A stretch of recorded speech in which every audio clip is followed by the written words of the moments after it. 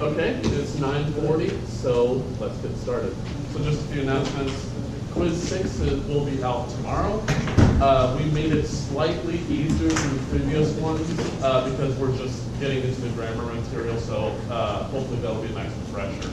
And midterm 1 is from today, at night obviously.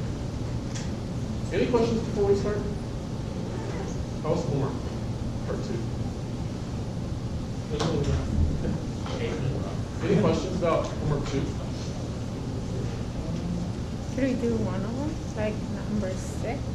Number 6, the L3 one, right?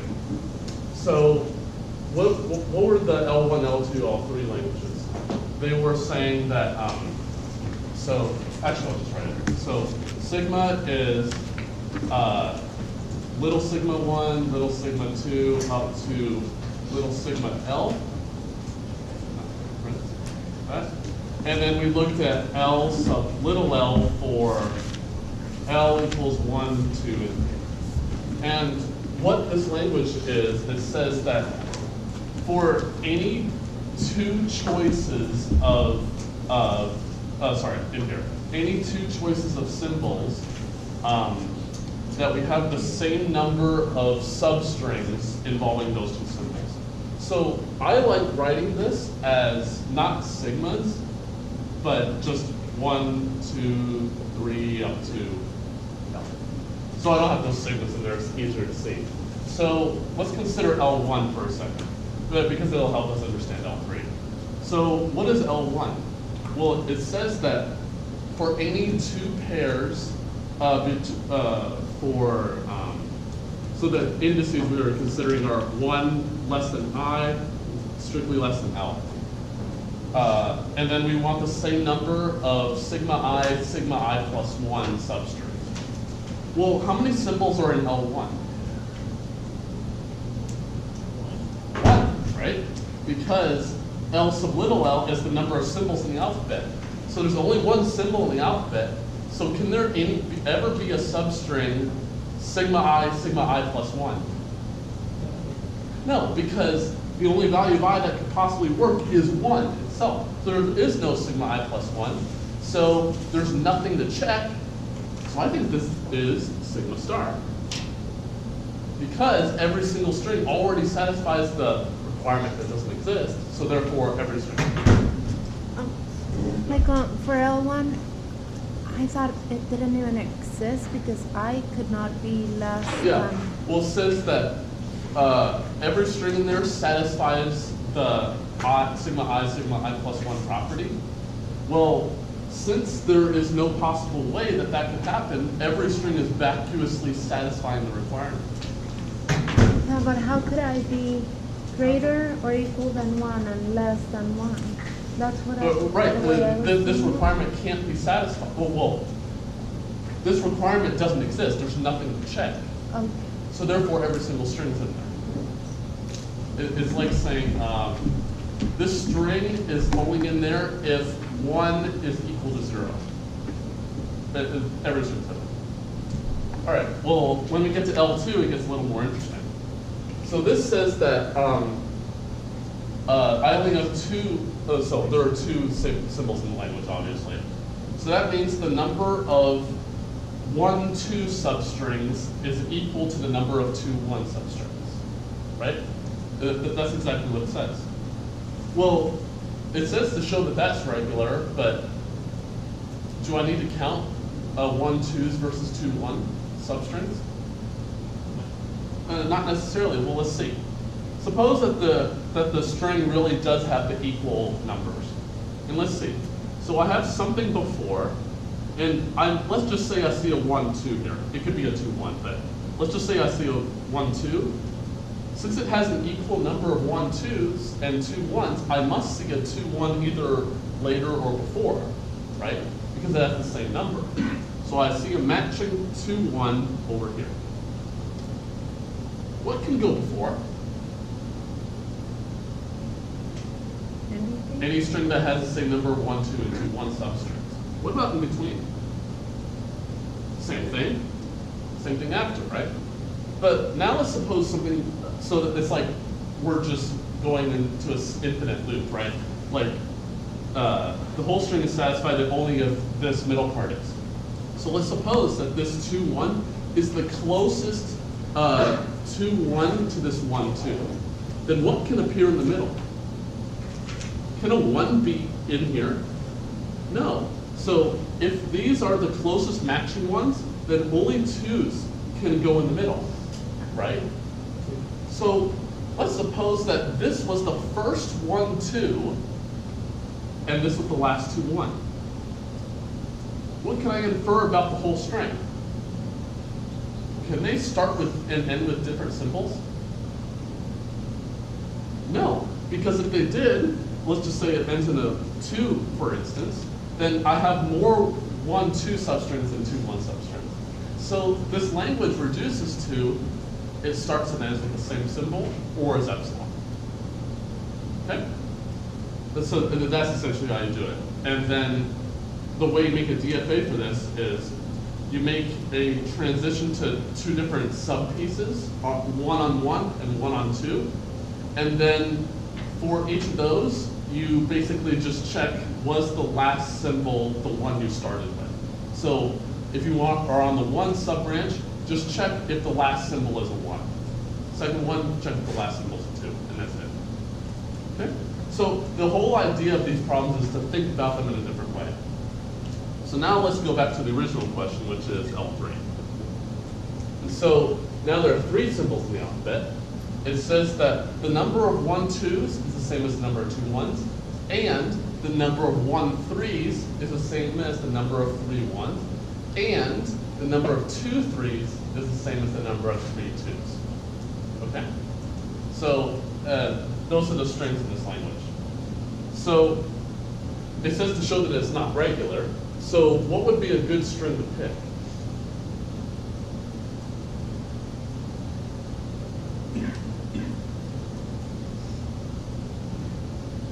Well, if you think about it for a while, let's see what would be a good string. Yeah, that's fine. So let's say 0 to the P, 1 to the P, 2 to the P, 1 to the P, 0 to the P. So does that have length at least P? Clearly. So let's check actually I changed the symbol names. I'll make it consistent. So 1 to the P, 2, 3, 2, 1. Same thing though. So let's check. Number 1, 2 substrings is the same as the number of 2, 1 substrings. Actually, no, that would work. My bad. So I don't remember the string offhand, but it's something like 1, 2, 3 to the P.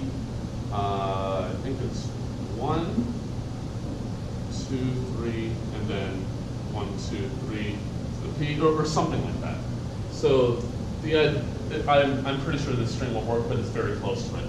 I didn't do this problem. So the idea is that you start off with the same number of 1, 2, 2, 1's and the same number of 1, 3, 3, 1's and 2, 3, 3, 2's. And then note that you can only pump in the middle, in the beginning part, because I have to pump within the first P characters. And then by pumping, I'm going to get more, at least 1, 2, or 1, 3, or something like that. I'm going to get more of one of the substrings than another one. Okay? So, does that answer your question? So, we'll release solutions pretty soon. Any other questions?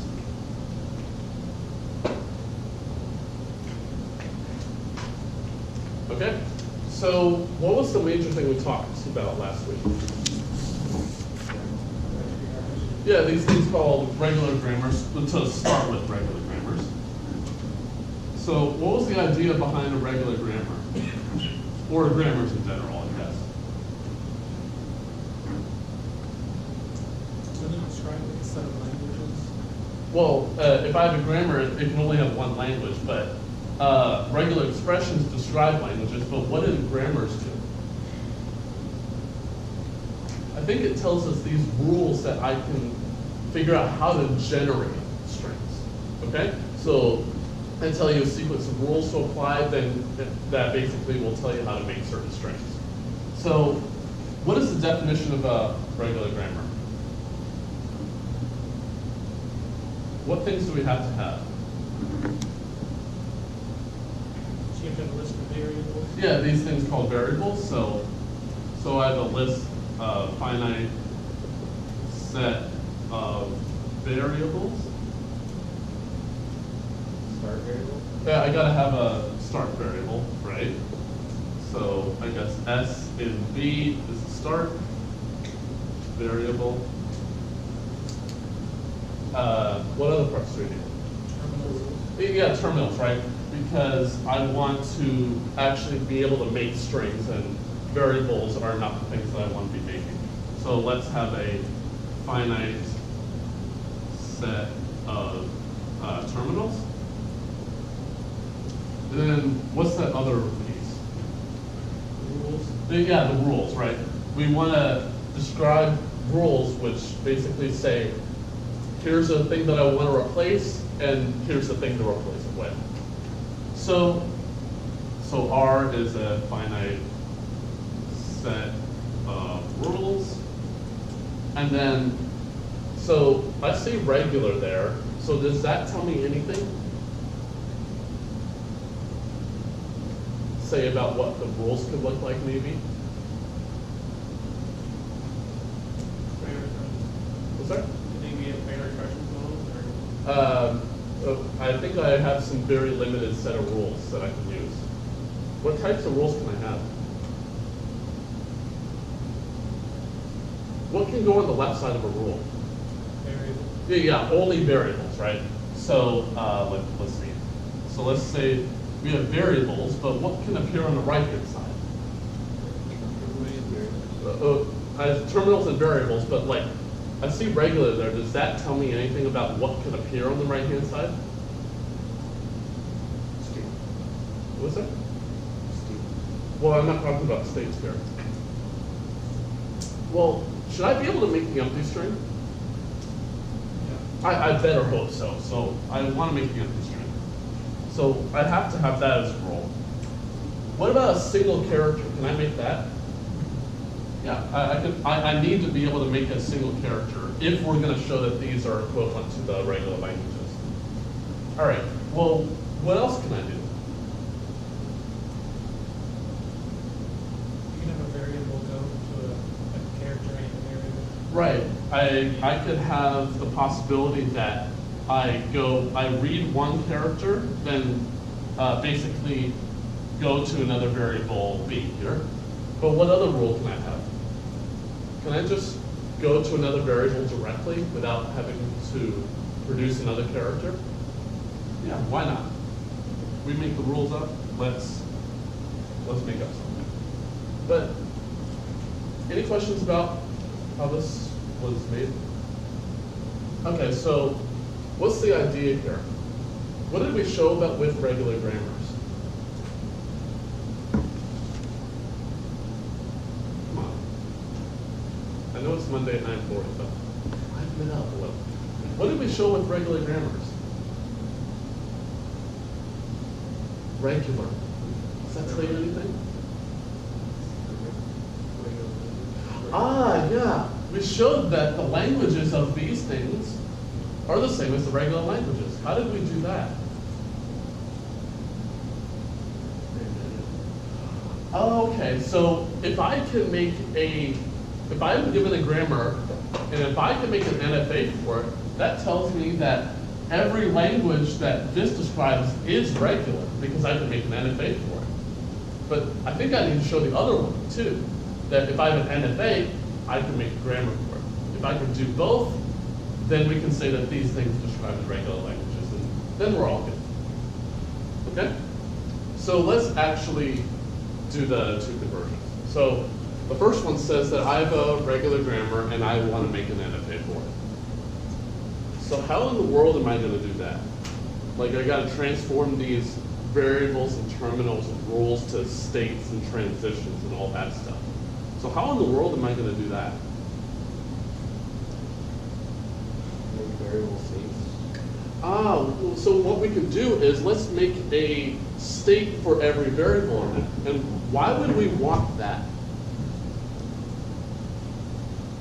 Well, let's see. If I ever do a rule up here, Will I ever have two variables on the right-hand side? No, because every single rule that it could have here has at most one variable on the right-hand side. What if I apply a rule and the right-hand side now deletes that variable? What is the result right now? I've been deriving this string and then now the variable drops out. What do I have left at the end?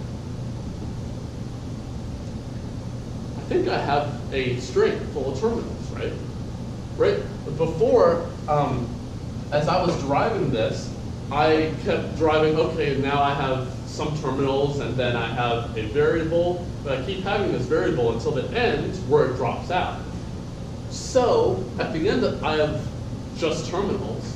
So what do you think is going to happen with the NFA's, say, alphabet? What is the alphabet going to be then?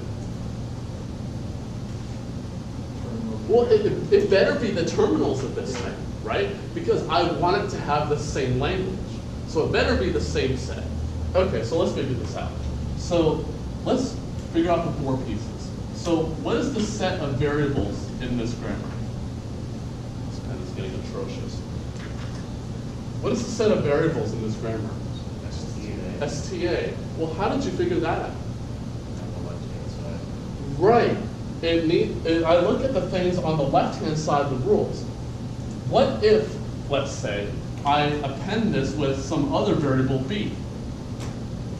I can do that because I can have a variable go to another variable, but can I have a situation like this? No, it's not a valid regular grammar because once I produce that variable, it's useless. It's never going to produce anything because it's never on the left-hand side. So I only need to look at the things on the left-hand side, which is STA. So that's the set that I want, STA. What is the alphabet? 0 and 1, and how did you know that? Well, terminals, but Non-variables on the right-hand side. right, it's everything that's not epsilon or a variable on the right-hand side. What about these vertical bar things? Okay, so we need a way to separate multiple rules. I could have written these a lot of rules, one line at a time, one rule at a time, but this is just much more compact to write it this way. So the vertical bar is not a terminal, the variables STA not terminals, and epsilon is not a terminal, so I think 0 and 1 is what we want. So 0 and 1. Okay, well, the rules are there, so I can just say R is that stuff. So what is the start variable?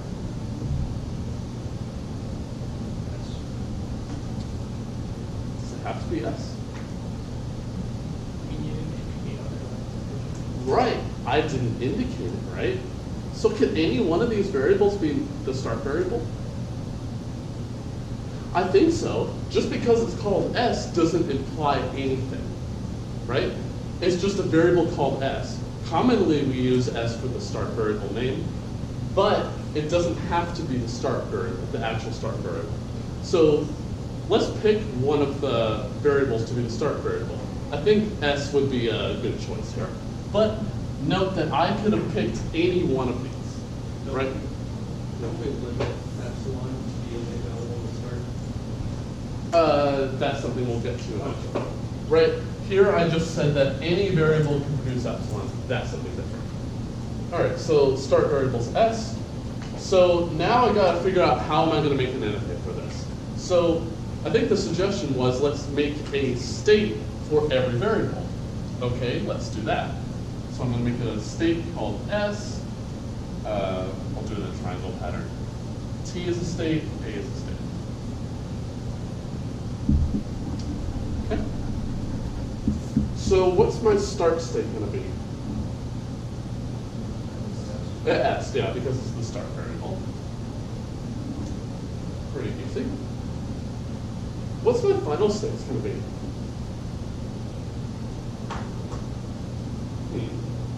Well, I run into a bit of an issue because let's just say that this variable A had a single terminal on the right-hand side. I'm allowed to do that, right? Because it's a regular grammar. Well, I don't think T should be the final state, but what about S and A? Should be one, right? But the problem is that, what's the problem? Once I get to, let's just say A is now a final state, and I make a final, then I still need to replace it with a single terminal, which means I need to have read another character in the NFA that I'm making, right? So can I make these final or no? No, I don't think I should. So what should I do then? Add another state that is final. Okay, let's try that. So let's say QF is a final state. And then let's say that I'm going to delete this in a second, but let's say I'm in state A and I apply the rule A goes to little a. Then what should state A do? It should go directly to the final state on that one character. Okay, so I'm going to delete that rule, but maintain the original variable. So what am I going to do with each of these rules in turn? What do you think the rules are going to do in the NFA? Yeah, the transitions between states. So let's see. Let's process these one at a time. So S goes to 0T. How am I going to make that a transition? Oh, okay. So from S to state T, reading a 0. Okay. Let's do that. S goes to epsilon. What's that going to do? It should go to the final state because there's no variable on the right-hand side, so I'm not transitioning between these three states. I should go to the final state because the variable is going to drop out. Okay? So we did all S's rules. Let's do the T rules. So T goes to 1A, so what's that going to do? Yeah, T from state T to state A on the symbol 1. T goes to 0T, what is that going to do? Loop back on itself. So this process is pretty simple. Did all the T's rules, let's do the A rules. A goes to 1S, from where to where? A to S on symbol 1, all right. A goes to 1A, I think that's a self loop on 1. And A goes to 0T, I think it comes back to T. Cool. Any questions on how we were able to do that? So just remember, the idea is because we can only have at most one variable on the right-hand side, and once a variable drops out, like in the S to epsilon rule, then I can't ever make another one. The idea is we can only be in one state of the NFA at a given time, and then once we run out of input, then the computation stops, right?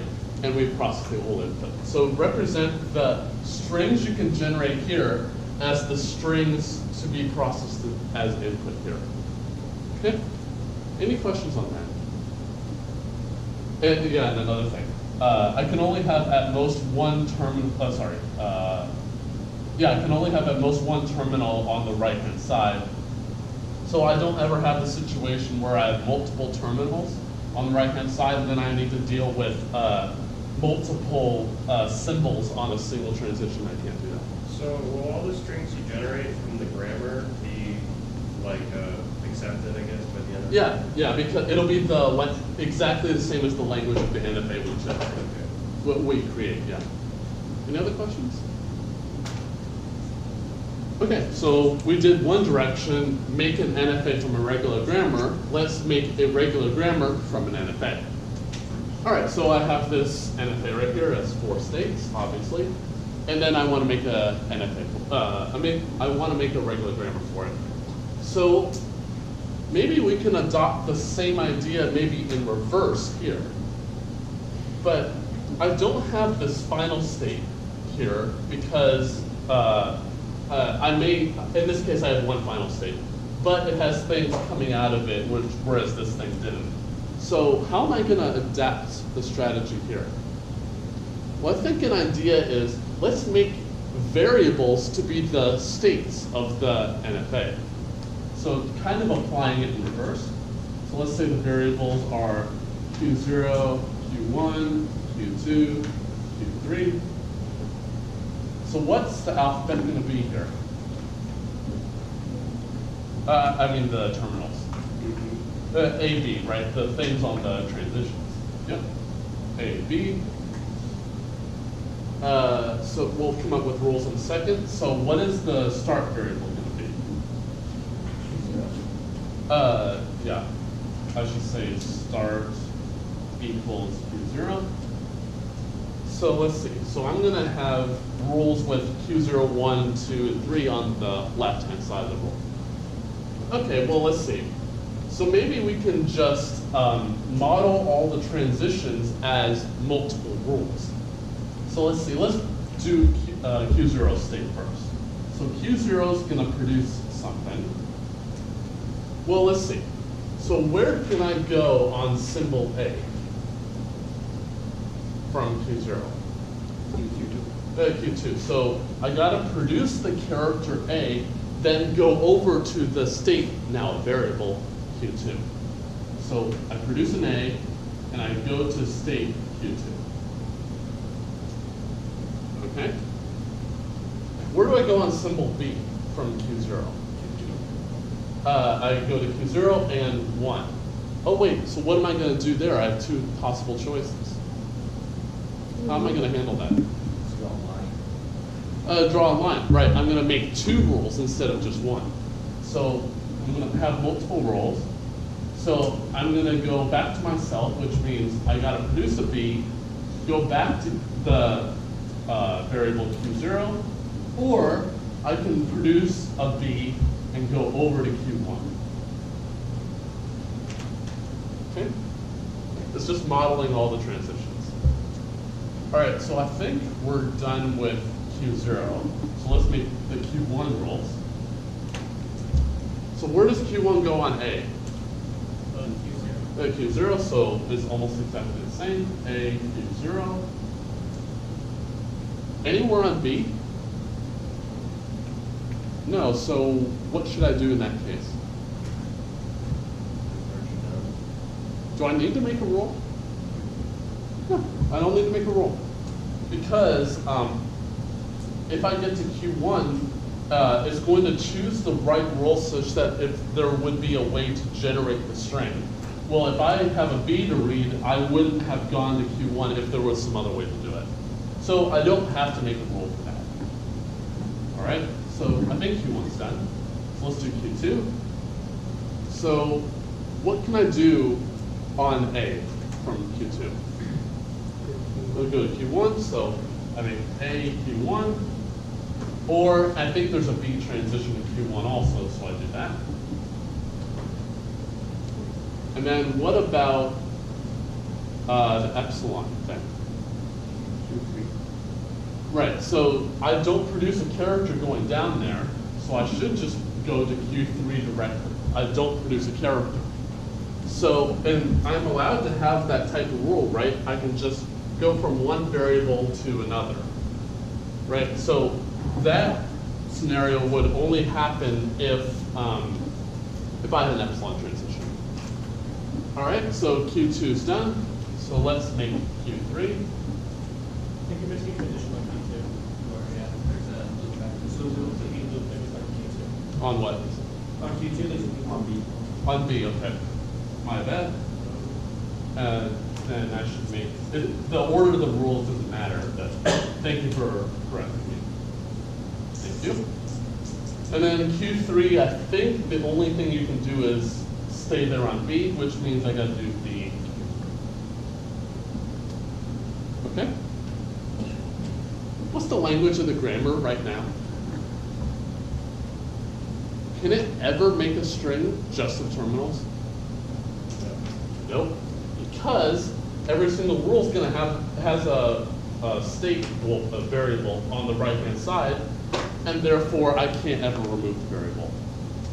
So, what am I going to do? Well, I see Q0 is a final state, so maybe if Q0 is a final state and I produce Q0, I can just drop the Q0. Oh wait, how do I do that? Epsilon. Epsilon rule, yes. So I gotta add epsilon. Yeah. Doesn't like a rule of thumb that like if it's given our final state in the NFA, it's just add an epsilon? Yeah, as a rule. Because if there is a way to get to that final state, then I have the choice of just stopping the computation because the input may have ended right there, because I'm generating strings here. I can choose to stop at Q0, or I can keep going. Yeah. Any questions about how we were? Yeah. So when we're doing it like on one, how we had to add an extra state to handle the finishing of the kernels, but then when we're going the other way, like the states are already given, so you don't have to add any more states. Yeah. So the idea here is Like why wouldn't you add epsilon onto the? It would be fine here, but the only difference is if I had a single character on the right-hand side. Actually, not A, should be 0, because 0, 1 is the alphabet. Because I want to, if I have a rule where the variable disappears, like the epsilon and 0, the variable disappears, then I need to make that a final state. Which means that if I have this, then if I want to do the S to 0 rule and I get here, I can't go here, right? Which means T must be a final state, but T can't be a final state. So by doing this, then, and the fact that QF is the only final state and there's no way out of it, then if I get the point where I want to make this variable disappear, then I go here. Because this is not tied to any variable. Whereas here, once we get to the idea for the grammar is that we're generating strings here. So I have the choice of generating more of the string or not generating any more. So there was a choice here, whereas there wasn't a choice here. In terms of making a making a variable disappear. Okay? So I didn't have this obviously, but so it would have been fine here, I think. Yeah, I think it would have been fine here because the only thing that makes the variable disappear is an epsilon, right? And therefore, if I make this final, then I don't have that problem of going out somewhere else. So it would have been fine over here, but in general, it wouldn't be. Okay? Yeah. Would that be okay to drop all the Q0s from right-hand side instead of having epsilon? Well, like instead of BQ0, if you just put B, and instead of AQ0 in the second, we'll just keep A. well, I don't want to make this grammar any more complicated than it has to be. When we get into CNF, then we'll worry about that kind of stuff, but we won't worry about that here. Any other questions? Okay, so now let's do some of the other questions. I think I'm running ahead of time, so that's good. I think this is okay. All right. Actually, I'll just start with the. All right, so the third question says, create a CFG. So what in the world is a CFG? Oh, okay, yeah, this context-free grammar. Having bad luck with the pins today. Context-free grammar. Okay, well, I get the idea of the grammar thing, but what makes this context-free? Or what changes between a regular and a context-free grammar? Only the start state can make epsilon. What was that? Only the start state can make epsilon. We're not quite there yet.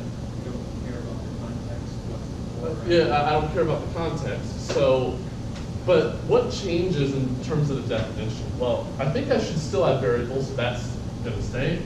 Start variable, I like that too. terminals, I still need to make strings, so I'm going to keep that there too. Also, I think the rules are going to change. So what changes about the rules?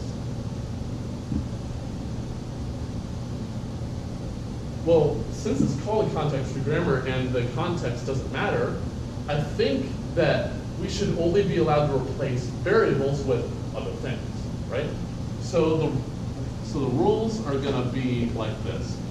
So it's going to be some variable, but as before. But what can appear on the right-hand side now?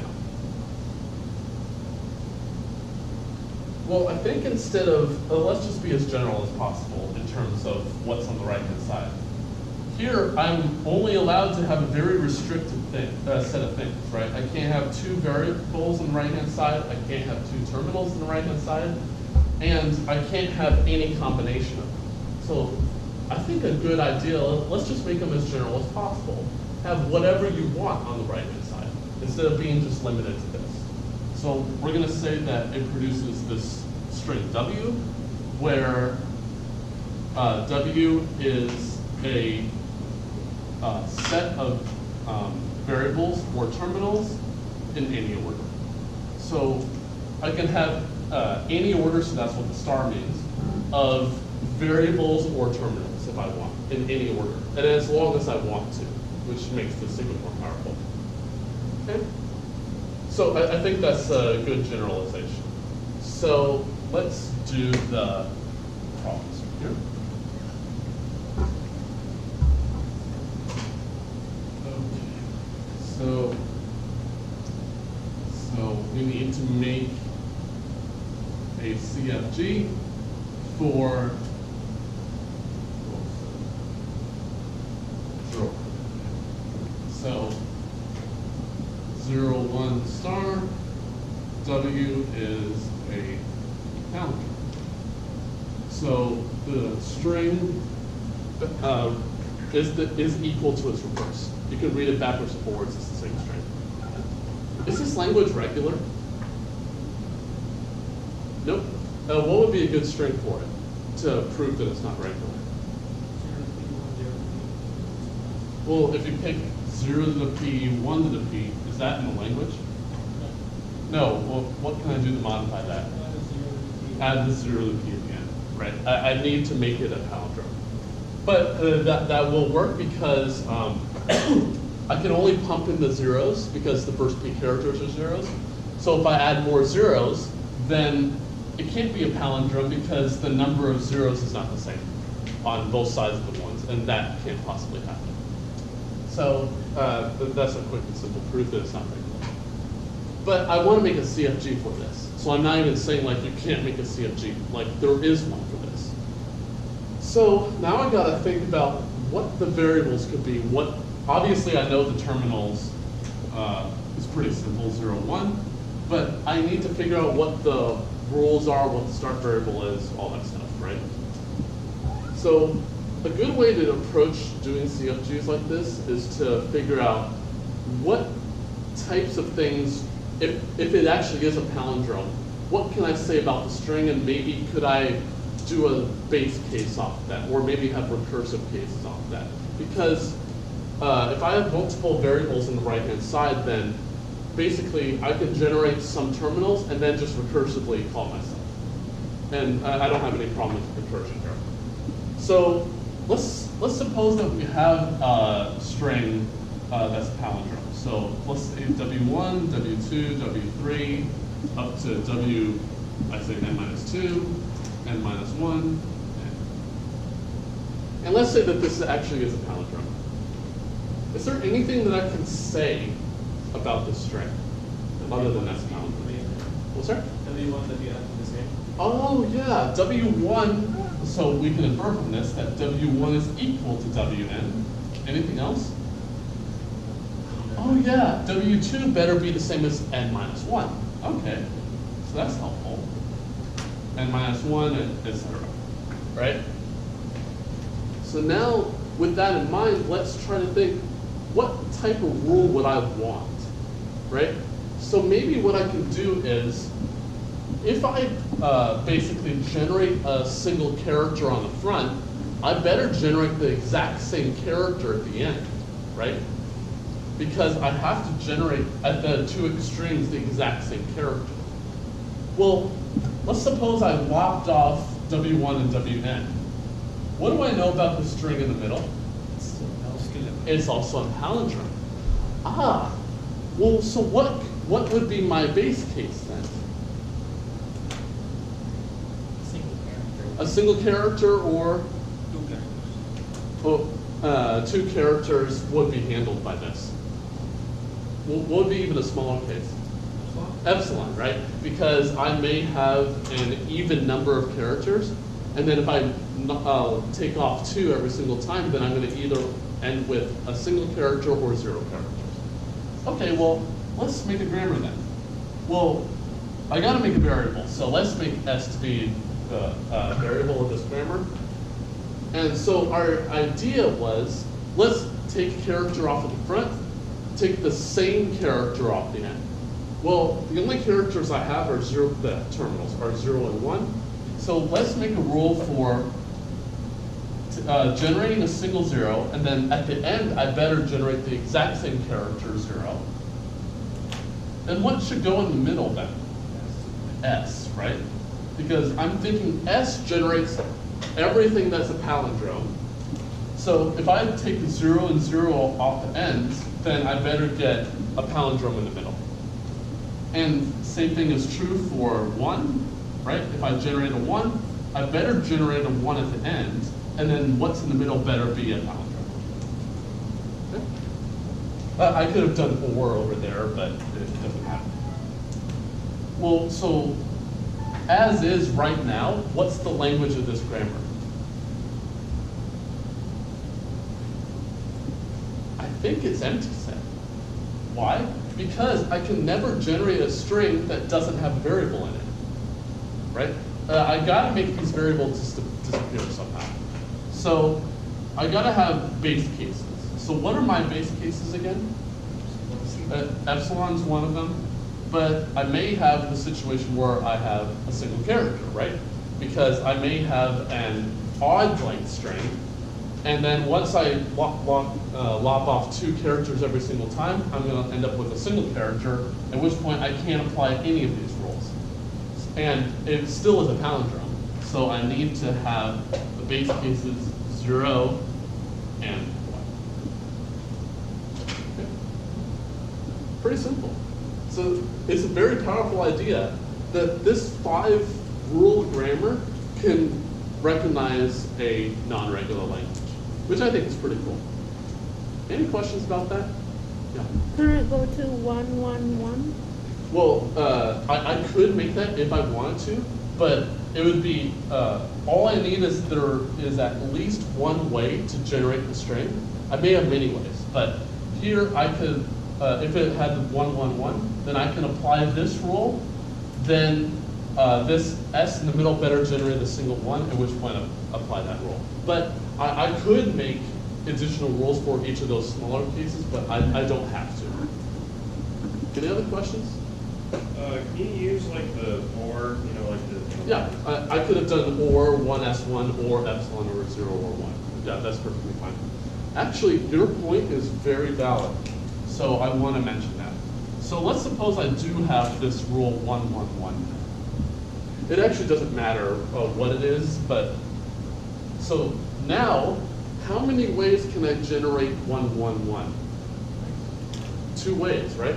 I could go through the 1s1 route, and then the s disappears with 1, or I can just directly apply that. Oh, so what does that tell me about the grammar then?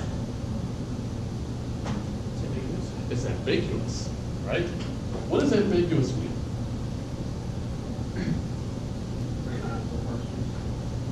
Two different parse trees, or what's another way of saying that? Equivalent thing of parse trees? Derivation. Derivation almost. Got one word? Something. Leftmost? Leftmost derivation, right? So, well, the good thing about this grammar is that every derivation is a leftmost derivation because I can only have one variable on the right-hand side at most. So therefore, the leftmost variable is the only variable. But what does it mean to be ambiguous? Precisely. Well, something has at least two leftmost derivations or parse trees. So what is that something? A string in the language or not in the language? It better be in the language, right? Because I don't care about the strings that this thing doesn't generate, I care about the things it does generate. So it better be in the language, and I need at least one string. Do I need all strings, or do I need just at least one? Just at least one. So, and that's how I would handle that. Okay? So, but now consider if we stuck with our original grammar. Is this thing ambiguous or not? No, because, well, think about it. If I have exactly 0 characters, the empty string, there's only one way to generate that.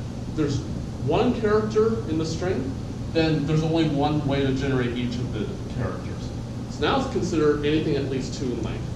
Well, anything at least 2 in length, I have to use one of these rules, right? I can't use any of these for anything at least 2 in length. So for these ones, they're disjoint because I have only one character at the start, and each of the 2 rules has a different starting character. So I can only apply exactly one of the rules. And then once I go down to my base cases, I only have one thing to apply. So every string in this language can only be derived in one way. Okay? And then what can I say about the grammar then? It's unambiguous, right? Because there's no string that has 2 different leftmost derivations. Any questions about that?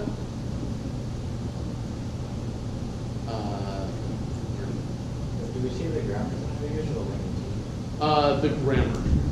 We only deal with what you guys need to know of the grammar being ambiguous. So actually, this tells us something interesting, that the exact same language has an ambiguous grammar and an unambiguous grammar. Okay? Actually, here's a good exercise. Well, suppose I have an unambiguous grammar. Can I make it ambiguous? Yeah, how would I do that? Sandwich rules like one string that has the language. Yeah, but what if I didn't know that? What I can do is it's kind of interesting how you do it. So suppose that we have an unambiguous grammar with start variable s. Then it's unambiguous, so I assert that from the beginning. Add the rule to make it ambiguous. S goes to S. Do I change the language? No, because whatever I can generate before, either I can go through whatever S made before, or I can apply this rule and then now apply whatever S could have made. So I don't change the language. But now I have 2 ways to make every single string in the language. All I need is at least one, but it works for every single string in the language. So that's a way to show that every unambiguous grammar can be made ambiguous, but not necessarily the other way. Okay. How are we doing on time? I guess I could talk. Any other questions about this? I can quickly do the very last one. So let's suppose we had 0 to the n, 1 to the 2 n, and at least 0. Then what would be a way to make a grammar for this? It's obviously not regular, but what would be a way to make a grammar for this? Well, let's see. Suppose I have a string in the language that has a bunch of zeros at the front, and then starts with the ones and has many more ones, twice as many ones.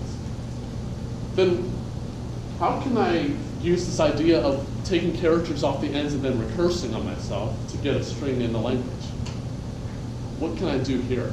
If you take 1 0, if you take 2 ones off. Right, yeah. If I take 1 0 off at the beginning and then 2 ones off at the end, the string in the middle I think is still in the language, right? So now I gotta think, what are my base cases? So what is a base case of this? Empty string, do I need any others? I don't think so, because the smallest other case would be 0, 1, 1, at which point this idea still applies. So I think I only have one base case. So that's good. So here's the idea. Lop off a 0 at the front, lop off 2 1s at the end, recurse on myself, or just enter the other string. Super, super simple, even though it's not regular. Any questions about this? All right, I'll see you next week.